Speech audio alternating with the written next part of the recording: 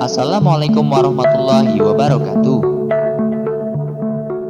Suatu hari Abu Nawas sangat kebingungan, bahkan dia hampir putus asa. Sudah 2 hari dapur tidak mengepul asap karena tidak ada lagi barang yang bisa dia jual. Satu-satunya jalan yang bisa dia ambil adalah menjual manusia untuk dijadikan budak. Sebenarnya jika Abu Nawas mau, dia bisa saja menjual teman-temannya. Namun dia tidak tega karena teman-temannya bukanlah orang kaya, melainkan orang miskin seperti dirinya. Akhirnya Abu Nawas memutuskan sesuatu yang tidak biasa. Dia akan tetap menjual manusia untuk dijadikan budak oleh pembelinya. Bukan menjual temannya, melainkan rajanya, Harun ar-Rasyid. Menurut Abu Nawas, hanya Baginda Raja yang pantas untuk dijual. Bukankah selama ini Baginda Raja selalu mempermainkan dirinya dan menyengsarakan pikirannya? Maka sudah sepantasnya bagi Abu Nawas untuk menyusahkan Baginda Raja. Abu Nawas mencari cara agar bisa menjual Baginda Raja Harun ar-Rasyid. Dia pun mendapat ide dan menjumpai sang raja.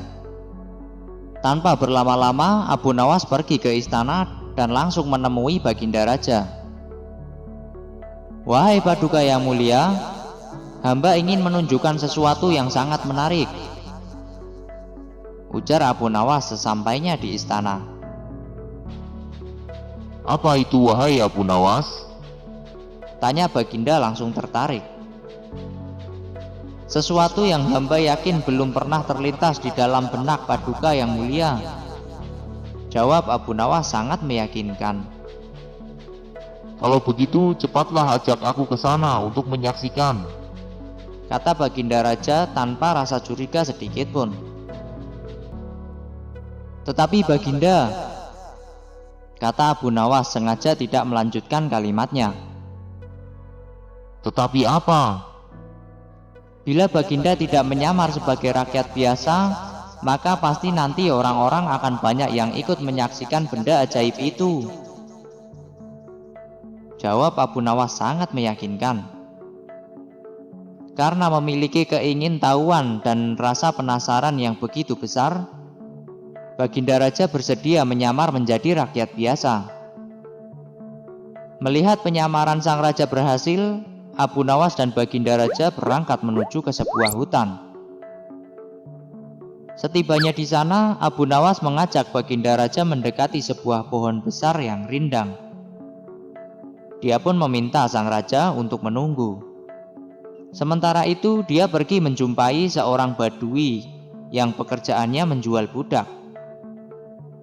Abu Nawas mengajak pedagang budak itu untuk melihat calon budaknya yang akan dijual kepadanya dari jarak yang agak jauh. Abu Nawas enggan menjumpai sang raja dan merasa tidak tega. Sementara itu, Abu Nawas beralasan calon budak yang akan dijualnya adalah teman dekatnya sendiri. Setelah pedagang budak itu memperhatikan dari kejauhan, dia merasa sangat cocok. Abu Nawas pun membuatkan surat kuasa yang menyatakan bahwa pedagang budak sekarang mempunyai hak penuh atas diri orang yang sedang duduk di bawah pohon rindang itu. Abu Nawas pergi begitu menerima beberapa keping uang emas dari pedagang budak. Baginda Raja masih menunggu Abu Nawas di bawah pohon rindang tersebut. Sampai tibalah pedagang budak menghampiri dirinya. Baginda Raja merasa heran, mengapa Abu Nawas tidak juga muncul dan justru ada orang lain menghampirinya tanpa Abu Nawas. "Siapa engkau?" tanya Baginda Raja kepada pedagang budak itu. "Aku adalah tuanmu sekarang," kata pedagang budak itu agak kasar. Tentu saja pedagang budak itu tidak mengenali Baginda Raja Harun ar-Rasyid dalam pakaian yang amat sederhana. "Apa maksud perkataanmu tadi?" tanya Baginda Raja dengan wajah merah padam. Abu Nawas telah menjual engkau kepadaku dan inilah surat kuasa yang baru dibuatnya. Kata pedagang budak dengan kasar. Abu Nawas menjual diriku kepadamu? Tanya Baginda semakin murka. Ya, Bentak pedagang budak. Tahukah engkau siapa aku ini sebenarnya? Tanya Baginda geram. tidak tahu dan aku tidak mau tahu. Kata pedagang budak seenaknya. Lalu dia menyeret budak barunya ke belakang rumah. Raja Harun ar-Rasyid diberinya parang dan diperintahkan untuk membelah kayu. Baginda Raja merasa heran dengan semua yang diperintahkan. Dia melihat begitu banyak tumpukan kayu di belakang rumah Badui itu, sehingga memandangnya Raja Harun ar-Rasyid sudah merasa ngeri, apalagi harus mengerjakannya. Ayo kerjakan. Meski dia merasa kebingungan dengan semua itu, Raja Harun ar-Rasyid mencoba untuk melakukan perintah dari tuan barunya itu. Raja Harun ar-Rasyid secara perlahan memegang kayu dan mencoba membelahnya. Namun si Badui melihat cara Harun ar-Rasyid memegang parang merasa aneh. Kau ini bagaimana? Bagian parang yang tumpul kau arahkan ke kayu. Sungguh bodoh sekali. Raja Harun ar-Rasyid mencoba membalik parang sehingga bagian yang tajam terarah ke kayu. Ia mencoba membelah, namun tetap saja pekerjaannya terasa aneh dan kaku bagi si Badui. Oh, beginikah derita orang-orang miskin mencari sesuap nasi. Harus bekerja keras terlebih dahulu. Wah, lama-lama aku tidak tahan juga. Gumam Raja Harun ar-Rasyid.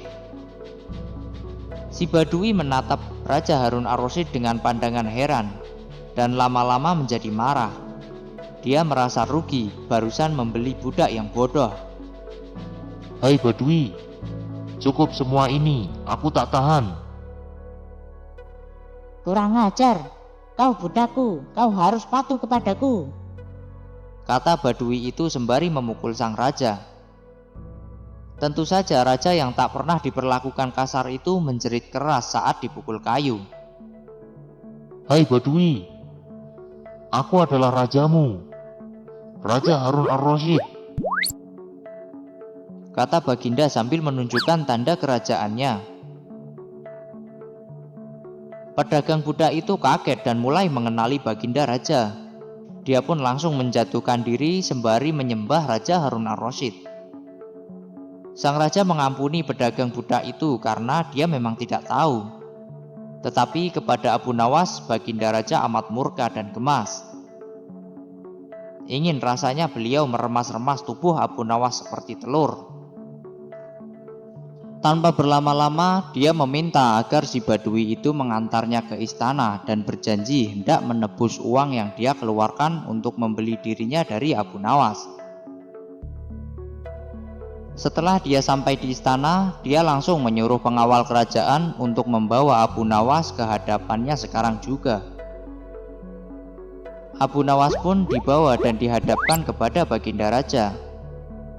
Belum sempat Baginda Raja mengucapkan sepatah kata pun dari mulutnya, Abu Nawas langsung memohon ampun. Ampuni hamba yang mulia. Hamba mengaku bersalah. Hamba tak tahu lagi harus melakukan apa. Jadi hamba berpikir satu-satunya cara agar hamba bisa tetap makan adalah dengan menjual budak. Tetapi hamba tak tega untuk menjual teman-teman hamba sendiri, karena hamba tahu betapa sulit hidup kami semua yang sama-sama miskin. Setelah mendengar penjelasan dari Abu Nawas, Baginda Raja Harun ar-Rasyid luluh hatinya.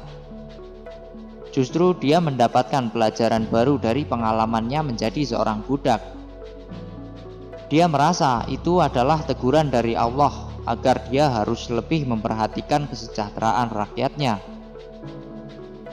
Akhirnya Baginda Raja memaafkan perbuatan Abu Nawas itu. Wallahu a'lam bishawab.